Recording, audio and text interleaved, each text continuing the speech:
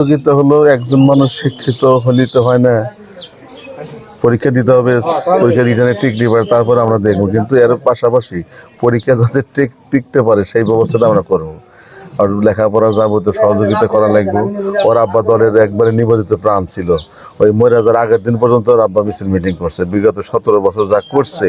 আর আমাদের থানা বিএনপির সেক্রেটারি সাহেব উত্তম চাচা আছে, উনি মোটামুটি সব নেতাকর্মী খোঁজ খবর রাখে। যখন চাচা যেটা বলতেছে যে অমুক পাড়ায় অমুক গ্রামে অসুস্থ আছে, আমরা বিএনপি যারা করি, কামারখন্দ থানা বিএনপি সবাই সেখানে পাশে দাঁড়াইতেছে। এটা অতীতেও দাঁড়াইছি, এখন তো দেখতেছে আমাদের প্রধানমন্ত্রী সে ঢাকা থেকে পত্রিকার মাধ্যমে খোঁজ নিয়েও বিভিন্ন জায়গায় সেবা দিতেছে।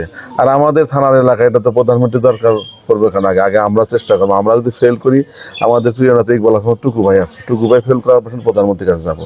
তবে চাকরি হওয়ার উপযুক্ত করার জন্য যা যা করা দরকার, লেখাপড়া করতে গেলে আর্থিক যতটুকু সহযোগিতা করা দরকার সেটা আমরা করবো ইনশাল্লাহ।